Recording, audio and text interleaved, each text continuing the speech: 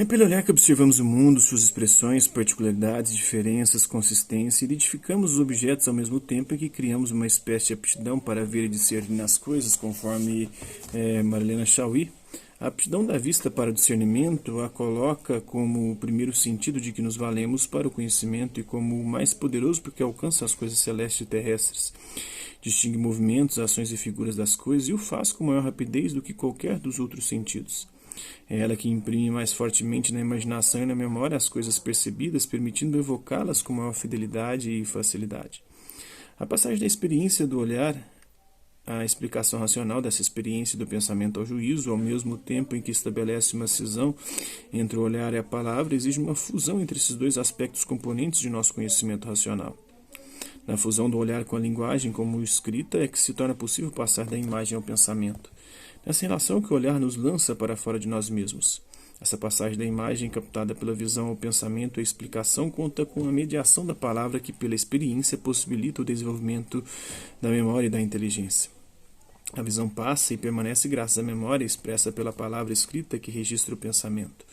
Por outro lado, a palavra não pode reduzir o olhar à linguagem, pois isso bloqueia o pensamento. Ela é a potencializadora do olhar, que se explica e se compreende pela linguagem. Nesse caso, tanto o olhar quanto a linguagem são mediações para explicar e compreender o mundo e a nós mesmos. A linguagem, que faz a mediação entre a experiência do olhar e a do pensamento, possibilita a reflexão ampliada à medida que o olhar se detém no objeto e vai percebendo as minúcias que se intercalam e se relacionam nessa pela percepção, também ampliada na reflexão. Assim, a reflexão é possível porque o mundo e o ser humano são feitos do mesmo estofo. Pela linguagem, a visão e o pensamento podem ampliar-se. O olhar torna-se mais atento e o pensamento refinado. Isso talvez indique que o olhar sistemático sobre o mundo amplia nossa capacidade de conhecer, possibilitando outras leituras e interpretações de objetos comuns. Segundo Merleau-Ponty, em 1964, na página 35, a imagem da pintura, articulando-se ao olhar que procura pensar, amplia o nosso universo. Nesse sentido, a tarefa do pintor é desvelar os meios visíveis pelos quais a pintura é visível aos nossos olhos. Deve mostrar como luz, iluminação, cor, sombra e reflexo só têm existência visual.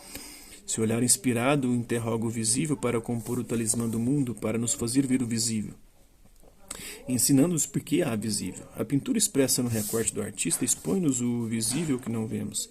Precisamos aprender a ver não só o visível, mas aquilo que ele esconde atrás de si. A pintura é a ruminação do olhar, inspiração, expiração, respiração no ser.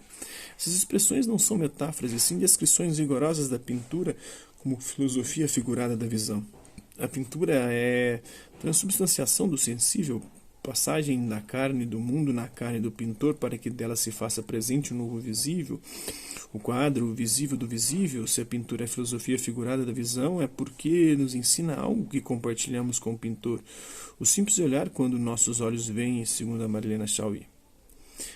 Para Merleau-Ponty, a visão não é um certo modo do pensamento da presença a si. É o meio que me é dado de estar ausente de mim mesmo, de assistir de dentro a fissão do ser ao término da qual e só então me fecho sobre mim. Desse modo, vendo e transforma-se a visão em um novo visível que nasce para o mundo. Portanto, a filosofia, em sua investigação da visão, ensina-nos que ver não é pensar e pensar não é ver. Mas sem a visão não podemos pensar. O pensamento nasce da sublimação do sensível no corpo glorioso da palavra que configura campos de sentido aos quais damos o nome de ideias. Obviamente, no caso de pessoas com deficiência visual, o ver e o não ver estão mais numa relação com a linguagem do que com a dimensão neurológica do cérebro. O pensamento não são enunciados, juízos, proposições, mas afastamentos determinados no interior do ser. Outro sim não é contato invisível de si consigo, interioridade transparente e presença a si, mas excentricidade perante nós e a partir de nós. O conceito não é representação completamente determinada, mas generalidade de horizonte, e a ideia não é essência, significação completa sem data e lugar, mas o eixo de equivalência, constelação provisória e aberta do sentido. A filosofia revela que, assim como o visível é adaptado pelo forro do invisível, também o pensamento é habituado pelo impensado.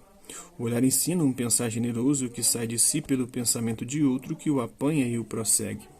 Olhar a identidade do sair e do entrar em si é a definição do espírito e a construção mais plena do nosso ser no mundo. Então é isso, espero que vocês tenham gostado do vídeo. Quem curtiu, dá um like, quem não curtiu, dá um dislike. Hasta la vista, babies, até a próxima.